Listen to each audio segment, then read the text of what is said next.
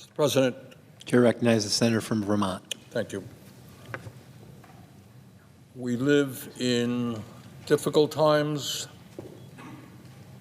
in times where people throughout our country are experiencing a great deal of anxiety for a number of reasons.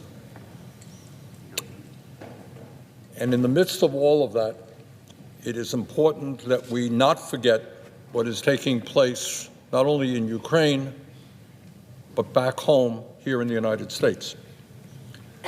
And back home, right now, tens of millions of Americans are struggling economically to keep their heads above water. 60% of our people are living paycheck to paycheck. 85 million are uninsured or underinsured.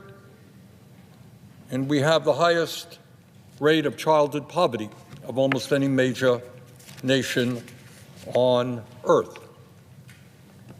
And as someone who has visited senior centers throughout the state of Vermont and has spoken to seniors throughout our country, I can tell you that there is a significant level of fear and anxiety among the older people in this country with regard to what's happening right here in D.C.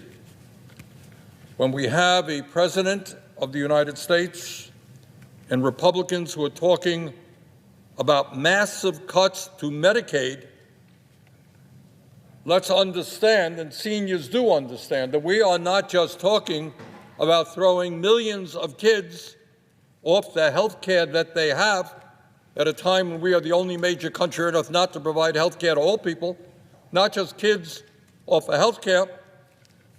We're talking about massive cuts to community health centers, which receive over 40% of their funding from Medicaid, and where millions of seniors go to get the primary care they need.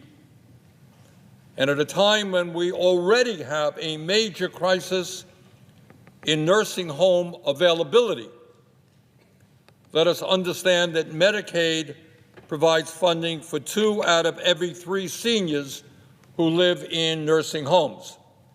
In other words, massive cuts to Medicaid would be a disaster for senior citizens throughout this country.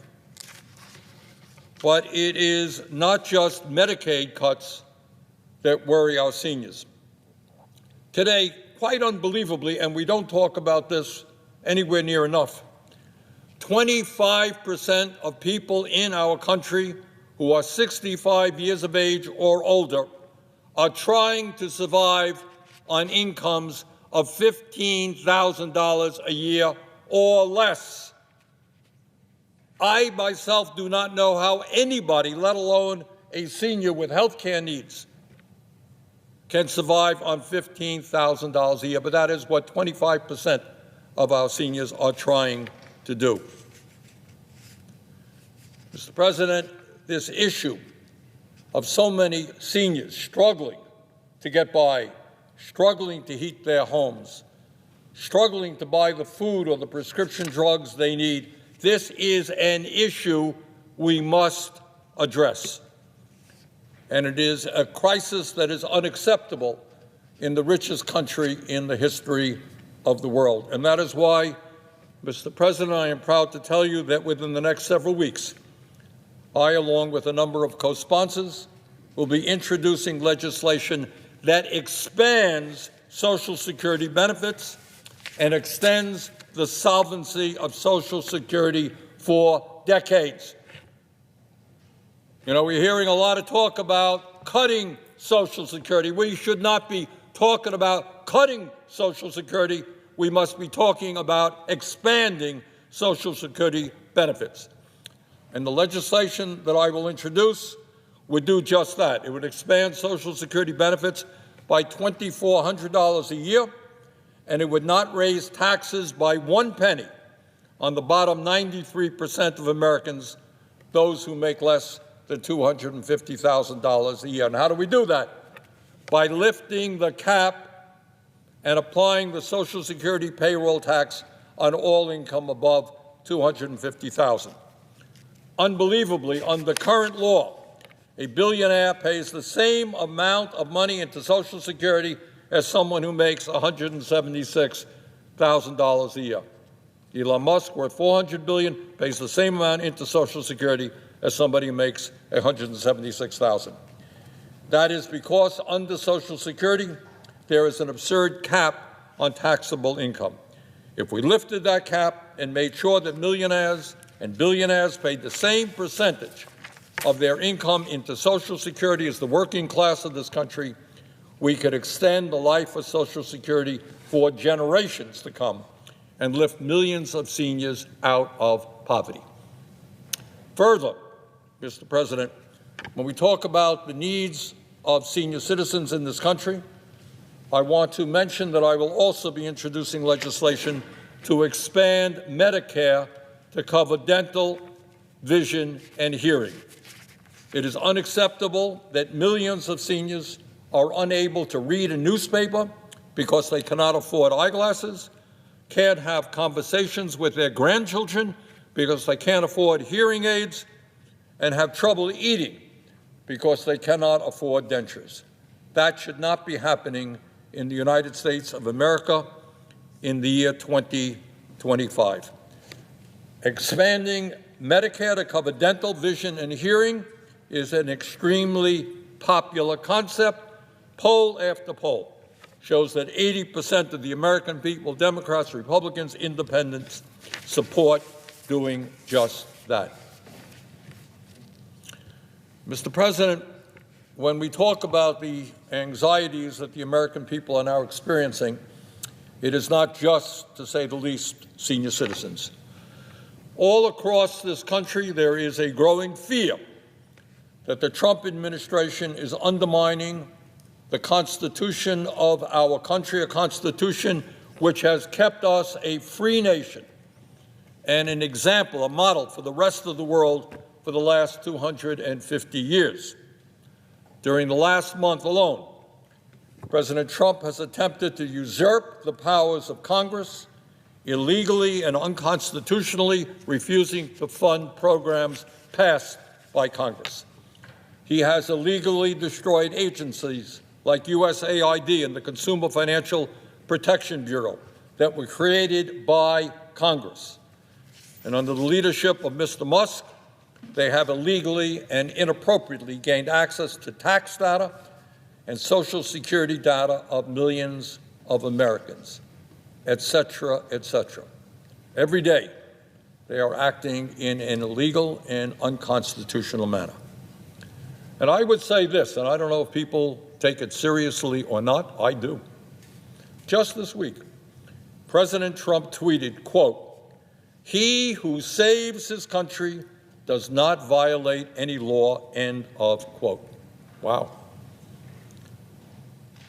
In other words, Mr. Trump sees himself, the President of the United States, as above the law and immune from the basic rules of the Constitution and the separation of powers that have governed this country since the founding. Okay? Anything I want to do, I'm president, I can do it. Doesn't matter what Congress says, doesn't matter what the Constitution says, that doesn't matter what the rule of law is about. Hey, I'm the president, I'm trying to save the country. I don't need to hear from anybody else. That's not what Americans fought and died to preserve. That's not what this country is about. And with regard to the movement toward authoritarianism, let me say a few words about an area that I think has not gotten much attention at all, and that is Trump's attack on the free press, which is protected by the First Amendment to the Constitution. Founding fathers of this country considered freedom of speech and free press to be enormously important. That was the First Amendment.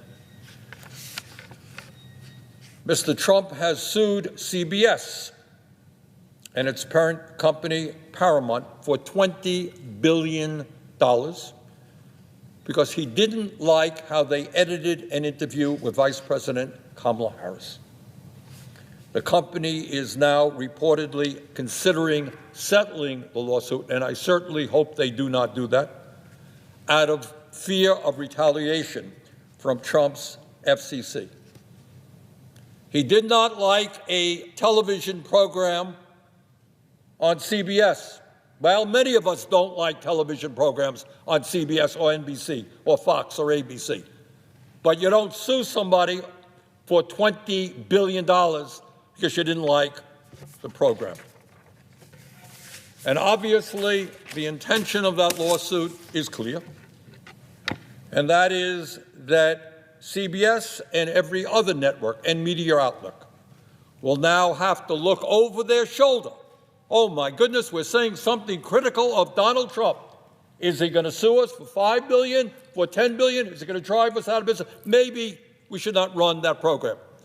Maybe we should not do that investigative report. Not just CBS. In recent times, he has sued ABC. He has sued Meta, which owns Facebook and Instagram. He has sued the Des Moines Register. What crime did a little newspaper in Iowa make? What was their crime? They ran a poll which turned out, in retrospect, to be inaccurate. So pollsters all over America, be careful.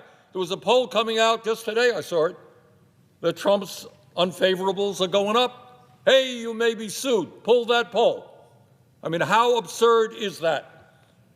And what kind of threat is it to freedom of speech and expression in this country? And, Mr. President, when we talk about the Trump administration's movement toward authoritarianism, we should take note of another remarkable and troubling set of events that happened just this week, and my colleague from Colorado spoke at length on that. We saw the President of the United States openly aligning himself with the dictator of Russia, Vladimir Putin, to undermine the independence of Ukraine and abandon our closest democratic allies in Europe. Trump made it clear that he sees one of the world's most brutal dictators as his pal, and our longtime Democratic allies as his enemies.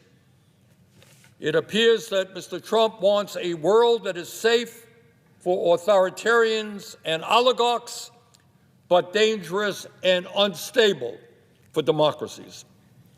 And when we talk about authoritarianism, we have got to mention the growing phenomenon in this country of the big lie. The big lie. Say something that is blatantly untrue, repeat it over and over again, and then blast that lie out on social media until people actually believe it. And let me mention one of the very big lies that Trump said recently regarding the war in Ukraine. Earlier this week, the President said that Ukraine started the war. Trump said that Ukraine started the war. Really? That is, as I hope every member of the Senate knows, an absolute lie. Russia invaded Ukraine twice, first in 2014 and then again on February 24th, 2022. And on that date, February 24th, 2022, Putin's tanks and troops rolled into Ukraine. And on that day, Russian aircraft began bombing targets all over Ukraine. Russia started the war, period, end of discussion. Trump is lying. Since Putin's invasion, over 1 million people have been killed or injured every single day. Russia continues to rain down hundreds of missiles and drones in Ukrainian cities. Putin's forces have massacred civilians and kidnapped thousands of Ukrainian children, bringing them back to Russian re-education camps. These atrocities led the International Criminal Court to issue an arrest warrant for Vladimir Putin in 2023 as a war criminal. Further, Trump called Ukrainian President Zelensky, not Putin, but Zelensky, a dictator. And that obviously is not true either. Zelensky won 75% of the vote in free elections, and in the midst of a brutal war, Ukraine's parliament continues to function and open and unfettered political debate takes place. Trump recently claimed that our European allies have done little to support Ukraine in its fight against Putin's invasion. He said the U.S. has contributed 3 times more than Europe. But that is another lie. In fact, Europe has provided more aid to Ukraine than the United States.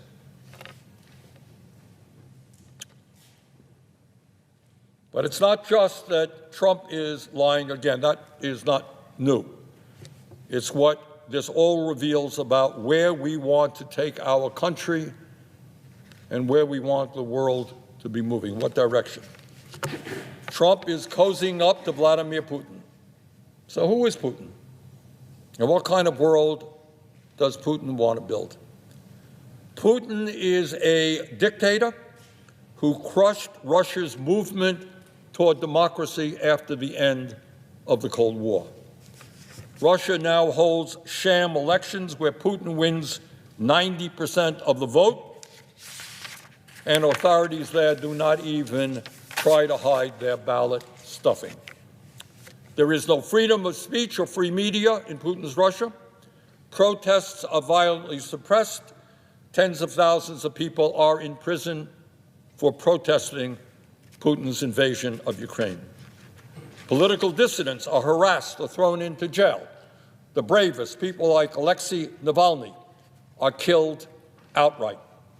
Hundreds of thousands of Russians have fled Putin's Russia since his invasion of Ukraine. That, Mr. President, is the Russian leader that Donald Trump admires. But, Mr. President, my Republican colleagues know all of this. And what is particularly disturbing to me, and I believe the American people, is my colleagues, my Republican colleagues, understand and know that Trump is lying. They know that Russia started the war, not Ukraine. They know that Putin is a dictator, not Zelensky. But their silence has been overwhelming on this issue. I cannot tell you how many times I have sat here on the floor and I have listened to my Republican colleagues come to the Senate to condemn Vladimir Putin and his brutal invasion of Ukraine. And many of their remarks were right on the money, they were perceptive, and they were right. And my simple question to my Republican colleagues right now is, where are you now? Last I heard, Mr. President, this is still a democracy. Last I heard, we are still allowed to disagree with the President of the United States, even if he is a member of your own party. Last I heard, we are allowed to call out the President when he lies, blatantly lies, even if he is a member of our own party. And what really bothers me is I know that many of my Republican colleagues understand all of this. And I just want to give you an example of what is going on right now. Let me just quote a few of my Republican colleagues in statements they have made since Putin's invasion of Ukraine. These are Republican members of the United States Senate. And I'm not going to mention names right now. Don't want to embarrass anybody, put anybody on the spot. But these are quotes. One leading Republican said, quote, "We must remember that the instigator of this war was Russia. It was President Putin who launched an unprovoked attack on Ukraine," end of quote. And that Republican colleague was obviously right. Another Republican said, I quote, "I think Vladimir Putin started the war. I also believe, through bitter experience, that Vladimir Putin is a gangster." That's a Republican colleague. A third Republican colleague said, quote, "There is no equivalency between Vladimir Putin and President Zelensky. President Putin is evil and he has to be stopped," end quote. Fourth Republican, and this is just a few of the quotes. I could probably come up with dozens of quotes. Fourth Republican said, when the war began, quote, "Today's invasion of Ukraine by Russia is a premeditated and flagrant act of war. Putin has violated the border of a sovereign country." And that senator later said, "Anyone who is surprised by Putin's deadly attack on a sovereign nation has not been paying attention. These are the actions of a madman," end of quote. And just recently, that very same senator said, quote, "Putin is not going to stop with Ukraine. If we abandon Ukraine and throw in the towel, as some would like us to do, that is going to drastically change how people view the United States and how people rely on the United States, and there will be major consequences," end of quote. And a fifth Republican colleague here in the Senate called Putin a quote-unquote thug and compared him to Hitler. He said, quote, "Vladimir Putin is not a legitimate leader. He is a war criminal that needs to be dealt with," end of quote. That is what my Republican colleagues have said time and time again. And the question is now, do you have the courage to continue telling the truth when the President of the United States is lying? This is an extraordinarily pivotal moment in American history. And all of us must have the courage to stand up for truth, to stand up for democracy, to oppose authoritarianism. This is the moment. Thank you, Mr. President. I yield the floor.